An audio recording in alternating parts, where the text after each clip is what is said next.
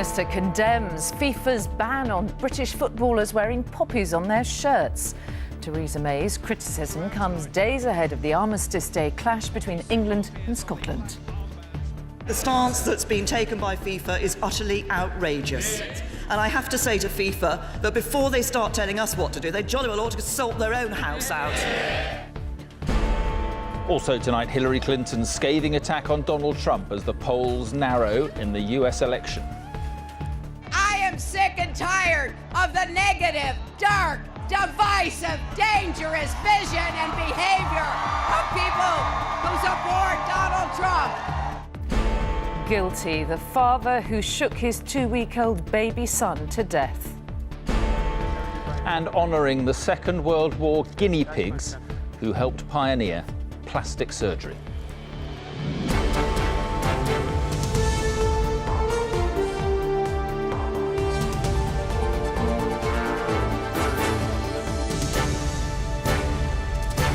This is the ITV Evening News with Mary Nightingale and Mark Austin.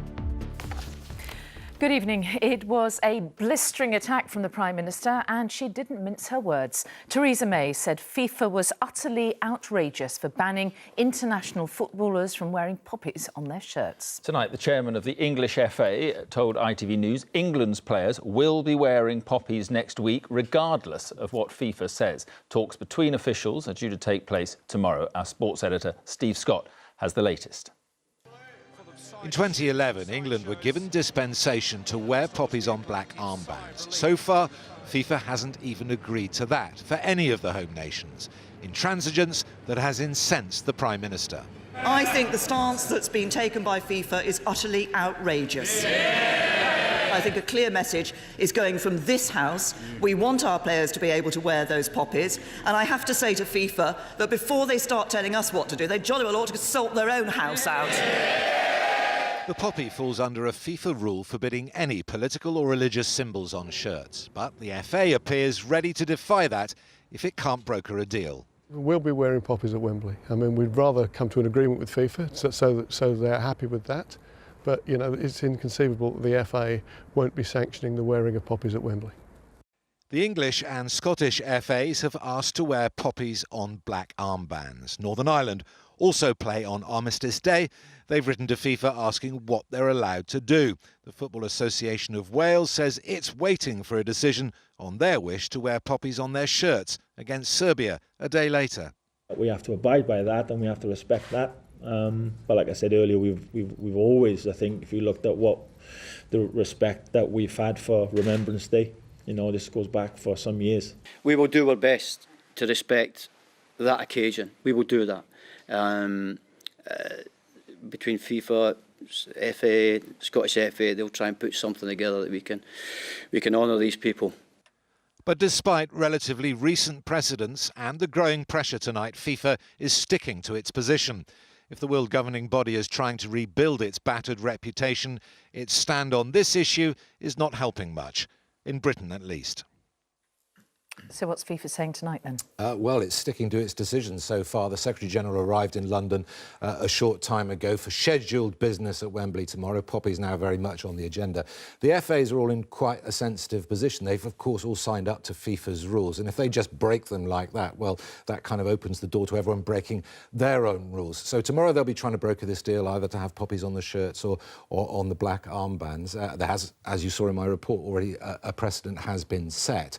However, if FIFA doesn't budge on this particular issue, I can see, and we heard from Greg Clark earlier, the FA chairman, I can see England at least defying them and wearing a poppy of sorts on their shirts during the game. OK, Steve Scott, thank you.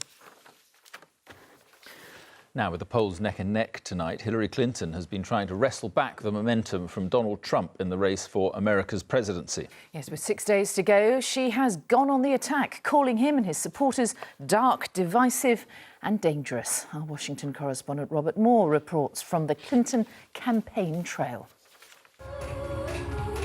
You can question much about Hillary Clinton, certainly her transparency, perhaps her ethical standards. But there is no doubting that she is a fighter and currently in the political struggle of her life. Last night at this Florida rally, she was interrupted by a protester. I love this country. I think we already are great. As he accused Bill Clinton of being a rapist, she responded with fury. And you know, I am sick and tired of the negative, dark, divisive, dangerous vision and behavior of people who support Donald Trump. It is time for us to say no. We are not going backwards. We're going forward into a brighter future. That Mrs. Clinton is in some political trouble is clear from the need to deploy the biggest gun of them all. President Obama urging American voters, imploring them not to judge her by different standards. You know, there's a reason why we haven't had a woman president before. Hillary Clinton is consistently treated differently than just about any other candidate I see out there.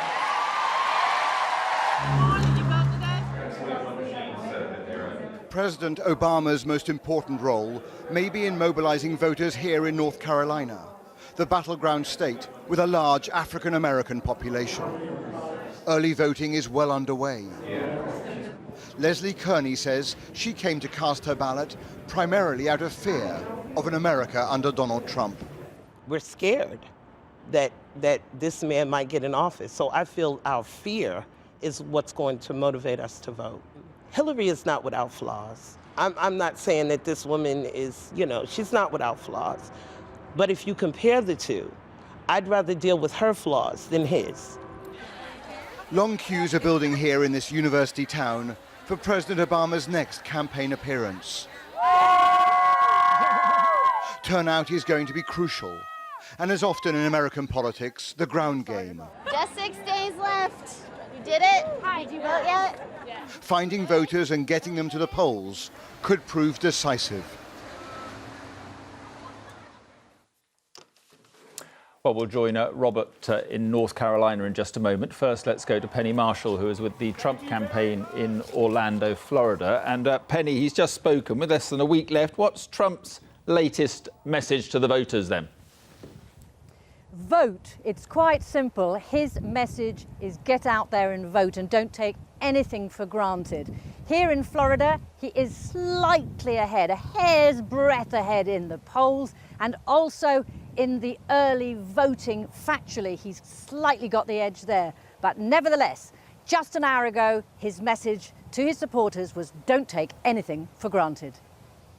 The polls are all saying we're going to win Florida. Don't believe it. Don't believe it. Get out there and vote. Pretend we're slightly behind.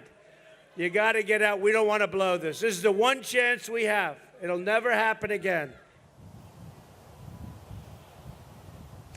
The momentum the Republican team really feels is now with them, and tomorrow Trump is turning this into a family affair. His wife Melania is talking in Pennsylvania, his daughter is in Michigan and North Carolina, and his sons are out and about as well.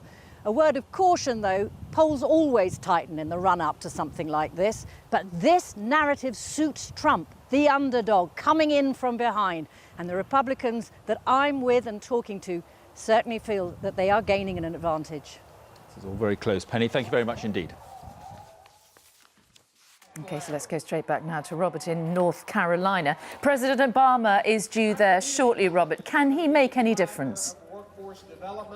Well, I mean, probably he can't make a difference himself, but he can certainly try. He's a relatively popular president with an approval rating somewhat above 54%. And in fact, President Obama has already helped Hillary Clinton considerably this morning with his first entry into the controversy about those FBI investigations into Hillary Clinton's emails. He has said that in his judgment, the FBI should not be operating on what he called incomplete or leaked information. This does remain undoubtedly a very competitive race, but there's encouraging news for Mrs. Clinton too. She's up 6% in Wisconsin, 4% in Pennsylvania. So there could be argued by some Democratic strategists they're in something of a sweet spot. It's close enough to motivate their voters, but still leaves them relatively confident of victory in 6 days' time. Robert Moore in North Carolina, thank you. And Robert will be taking your questions live on our Facebook page at the end of this programme. A father was convicted today of murdering his 13-day-old son, shaking him to death, having repeatedly abused him during his short life. Joshua Millinson suffered what doctors described as catastrophic brain injuries. They were inflicted by Daniel Sanzone, who then lied about what he had done. From Wolverhampton, Ben Chapman reports. Joshua Millinson had been in the world just 13 days when he was shaken so violently by his father he was left brain dead.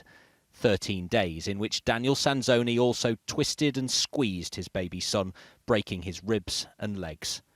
He was alone with Joshua in the living room of their house when his mother says she heard a thud. Sanzone claimed he'd merely dropped the remote control, but this is the 999 call made by Joshua's grandmother. Is the patient awake? No, he's a little baby. He's 2 weeks old. Are you sure he's not breathing? Is he breathing? No, he's not breathing. Oh, God. The injuries to Joshua's brain were some of the worst that doctors had ever seen, described as catastrophic and irreversible. He died a month later when his life support was switched off. Joshua's mother, Zoe Howell, who clutched a teddy bear throughout the trial, was cleared of turning a blind eye to Sanzone's abuse, despite admitting he was often rough with Joshua. That child was, very, very small, had only just not long returned home from the birth, and it was very, very difficult, for the police and people who are general medical experts to really understand what kind of person does that to their 13-day-old child. But Zoe Howell told police there were signs about Sanzone. Former friends say he had a troubled childhood, a violent temper, and was himself brought up in care. A serious case review is now underway to discover if authorities could have done more to protect Joshua from his own father. Ben Chapman, ITV News, Birmingham. 2 children and a man have been found dead at a house in Hinckley in Leicestershire. Police were called to the property after reports of a disturbance. They discovered the 3 bodies as well as an injured woman who was taken to hospital. The man who died has been named as David Stokes.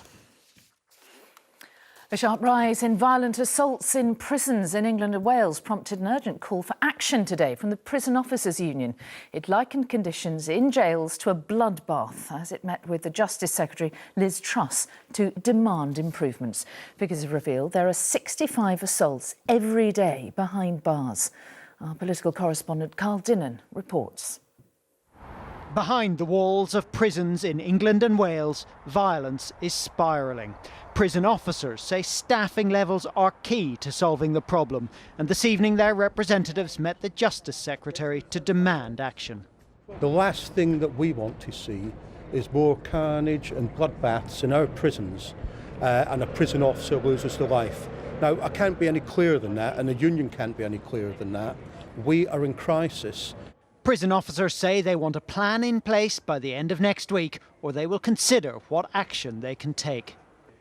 In the year to June, assaults on prison staff rose by 43%, while prisoner-on-prisoner incidents have also risen by around a third, and the number of deaths in prison custody has increased by 21%. Steve Goff was forced into early retirement after a brutal attack at this prison in Leeds. He knocked me out with one punch. He proceeded to stamp all over my head. He says better staffing would have stopped the attack earlier. You're not paid to go to work and be assaulted. Nobody is. And all they ask for is the recognition from the powers that be to keep them safe.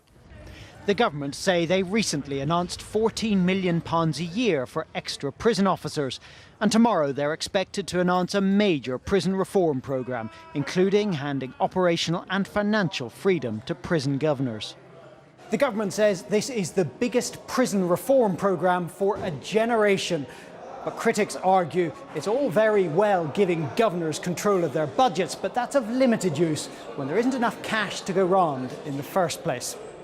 Carl Dinnan, ITV News at Brixton Prison in South London. As many as 1,500 children who were still staying at the Calais camp known as the Jungle were bussed away today to holding centres across France. Several hundred are expected to eventually come to Britain. Well, tonight, Home Office officials are in France trying to work out which children are eligible.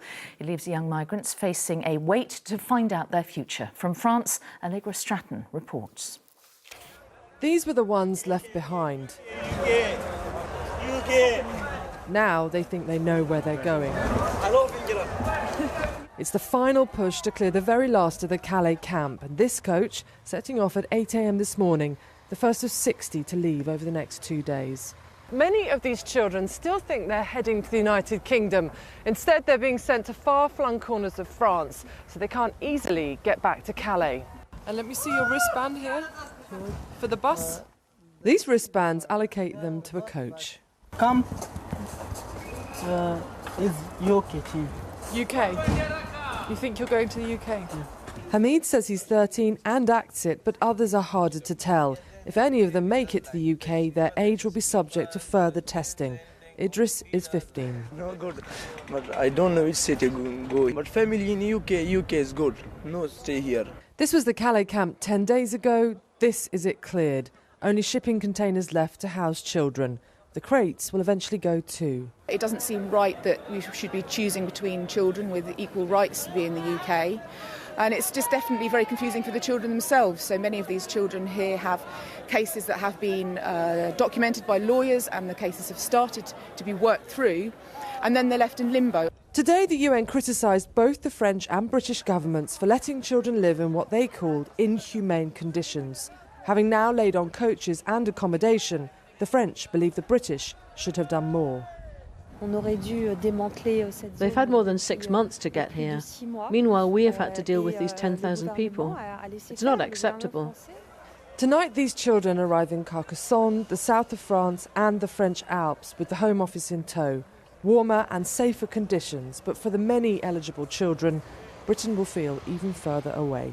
Allegra Stratton, ITV News, Calais.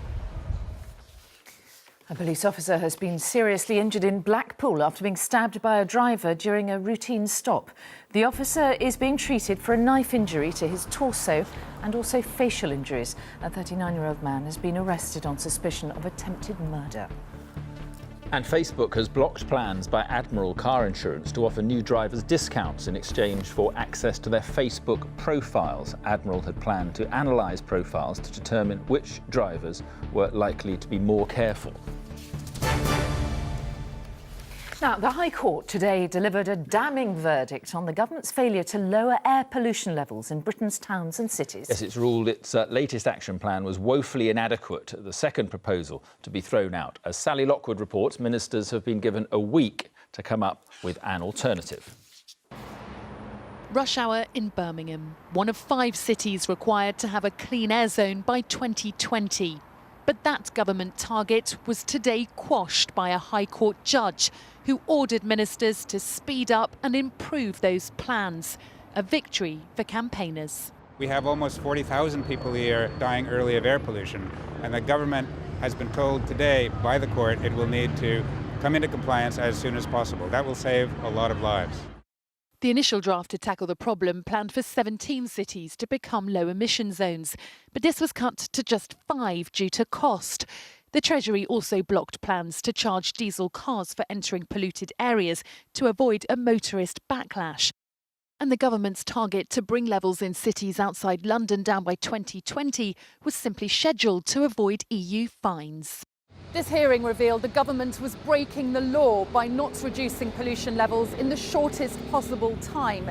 This is the second time the government has lost in court on this issue in the last 18 months. It now has just 1 week to agree a new plan. If it doesn't, the court could impose a timetable on it to do so. Pollution is responsible for nearly 900 deaths each year in Birmingham. Compare that to fewer than 30 deaths in collisions on the city's roads.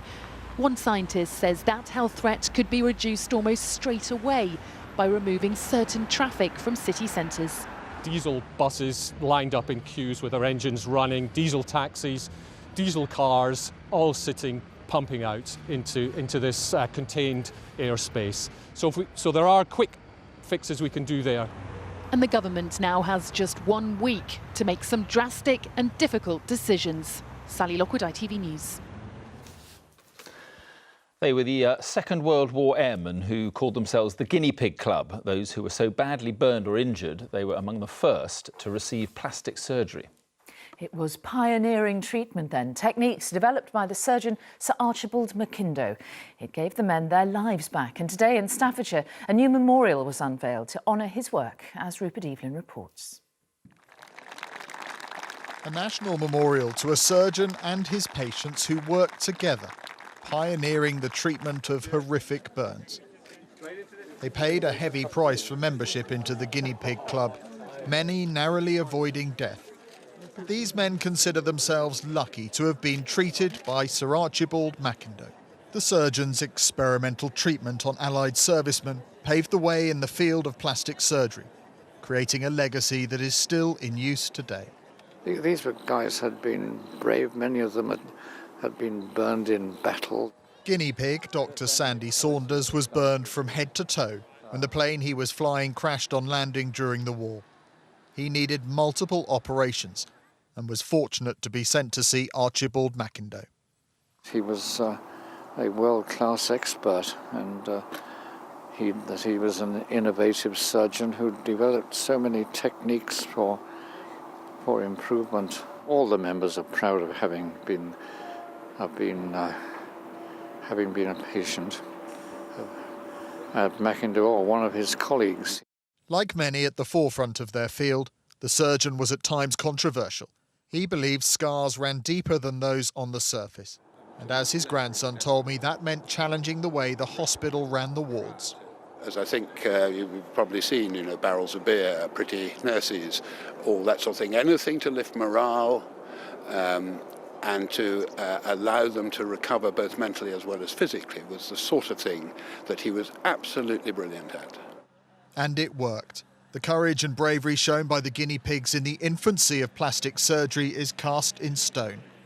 An exclusive club, proud and grateful to have been patients of a pioneer. Rupert Evelyn, ITV News, at the National Memorial Arboretum. Well, let's get a reminder now of our top story tonight. The Prime Minister's condemnation of FIFA's ban on footballers wearing poppies. Theresa May said its stance was utterly outrageous. Talks are due between officials tomorrow ahead of games for England, Scotland, Wales and Northern Ireland next weekend. And finally tonight, it has certainly been a fiery American election campaign. And on this side of the pond, both Donald Trump and Hillary Clinton are set to go up in smoke this weekend.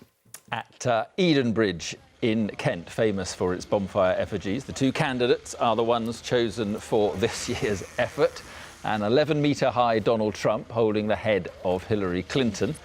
And it will be burned on Bonfire Night on Saturday. They join the likes of Sepp Blatter and Lance Armstrong, who have had the same fate in previous years. And that's it for now. Julie Etchingham will be here with the news at 10. Well, from all the team here on the Evening News, have a great evening. Bye-bye. Bye-bye.